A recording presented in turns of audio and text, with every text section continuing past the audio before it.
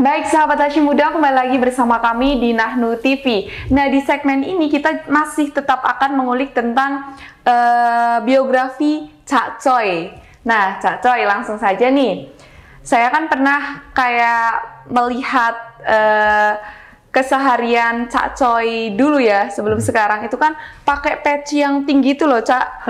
Kenapa sekarang Cak Coy nggak menggunakan itu lagi, Cak? Iya ya, padahal itu adalah bentuk sebagai sebuah pertolongan dari pendekar saya.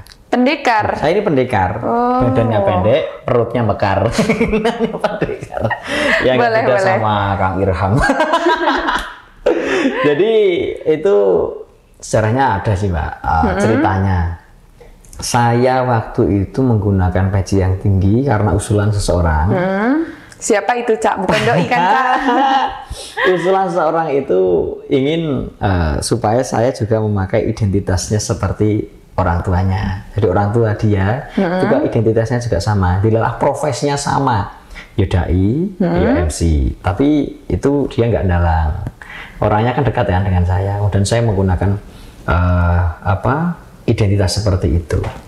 Udah setelah beberapa minggu, bahkan mungkin sampai 2 tahun, hampir 2 tahun. 2 tahun, ya, lumayan lama iya, ya. Saya menggunakan itu.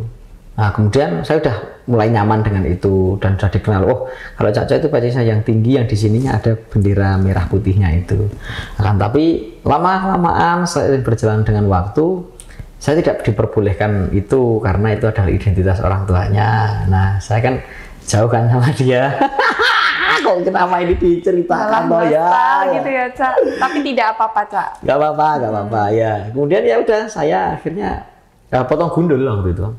Gundul? Iya, saya gundul dulu di tahun 2018 ya. Itu udah gundul saya karena sudah tidak memakai itu dan saya belum menemukan passion yang pas. Kalau belangkon seperti ini banyak sekali yang menggunakan. Ya, dalam-dalam pakai belangkon, tapi nggak apa-apalah. Saya pakai ini aja. Karena kata istri saya sekarang saya lebih pantas pakai ini daripada pakai yang petis yang tinggi. Yang mungkin karena apa ya? Saya lebih cocok dengan batik mungkin. Kalau belangkon kan biasanya pakai batik-batikan seperti ini. Kalau ini namanya batik sendang, batik dari Lamongan. Saya buat belangkonnya belangkon ala Jogja.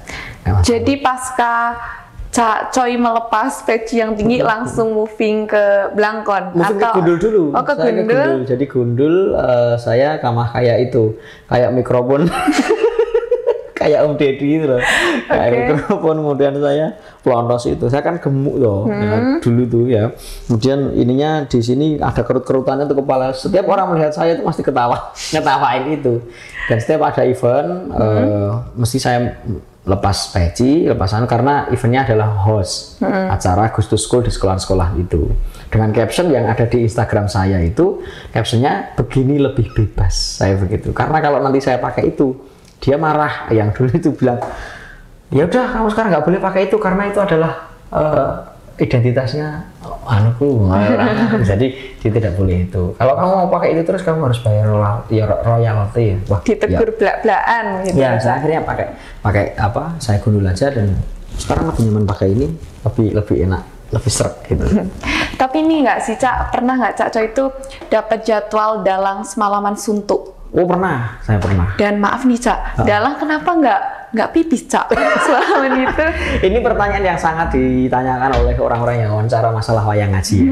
Ya, jadi dalang kok nggak pipis itu kenapa? Ya karena kalau pipis ya wagu lah. Wagu itu nggak pantas lah di tengah-tengah pertunjukan kita mau pipis. Nah kan ada pertanyaan berikutnya, apakah nggak ngampet atau menahan itu nggak sakit? Menahan itu nggak ada yang nggak sakit, Mbak.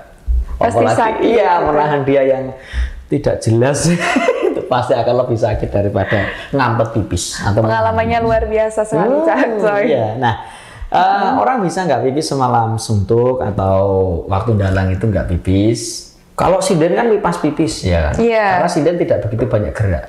Sekarang jangan ya, tidur jam 9, kemudian bangun jam 5 pagi. Itu kan sama kayak wayang mulai jam 9, selesai jam 4 atau jam 5 pagi. Atau bahkan ada jam 6. Misalkan jangan tidur bablas. Dari jam 9 tidur sampai jam 5 pagi baru bangun. Itu kan jenengan nggak ngompol juga. Iya. Ya kan udah besar toh, nggak ngompol, nggak pipis, nggak terbangun pipis, itu kan juga bisa. Lah begitu juga dilakukan dalang. Jam 9 mulai wayangan, jam 5 baru selesai, nggak pipis juga bisa kan. Nah, ada pertanyaan lanjutan. Nah, tapi kan minum itu suka minum air, itu air putih atau kopi atau apa yang biar tidak ngantuk. Lah minumnya itu menjadi keringet, Mbak. Jadi kalau kita sedang wayangan itu kan semuanya bergerak.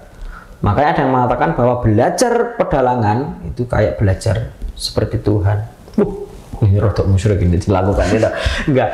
Maksudnya begini, wayang itu kan benda mati. Iya, betul. Ya, dia kan harus dihidupkan. Wayang itu nggak bisa ngomong, dia harus diomongkan. Wayang itu nggak bisa dialog, dia harus didialogkan. Makanya ketika kita belajar menjadi wayang, belajar memikirkan lakon apa yang akan tampil di situ. Mulai dari patet songo, patet 6, patet songo, patet menyuro. Tekan loh. Karena belum mendalami itu. Nggak masalah. Patet 6 itu adalah patet untuk permulaan, dan patet songo itu patet untuk intinya di atas, dan patet menyuro itu patet penyelesaian. Jadi ada namanya permulaan, kemudian puncak dari permasalahan, dan juga ada klimaks ya di terakhir itu, klimaks atau anti klimaks. Nah, semuanya digerakkan dengan tangan. Dalang itu mulai meripat melihat, itu kan butuh energi. Ngomong seperti ini ya itu juga butuh energi. Nyatanya saya 3 segmen, nyatanya yang ngeleh lagi. Kemudian tangan digerakkan, telinga mendengarkan gending, otak memikirkan jalannya lakon, kaki dia tetap menggunakan cempolo yang dididik atau cek kalau wayang Solo itu. Nah itu kan semuanya bergerak, makanya yang diminum itu menjadi keringat, tidak menjadi pipis. Itu yang menyebabkan orang kalau wayangan dia tidak pipis atau dia nggak ngampet, kadang-kadang itu nggak masalah, nggak kemudian langsung dipipis gitu, nggak. Ya dia santai aja, rileks aja begitu. Jadi jawabannya seperti itu teorinya. Luar biasa. Yang paling susah itu kalau saya waktu dalang itu, Mbak. Kan semalam suntuk ini pengalamannya. Semalam dari jam 9 sampai itu jam 4 pagi, pokoknya sebelum adzan subuh itu baru selesai. Nah saya itu tidak menyelenjorkan kaki. Iya. Itu saya turun dari panggung itu dituntun, Mbak.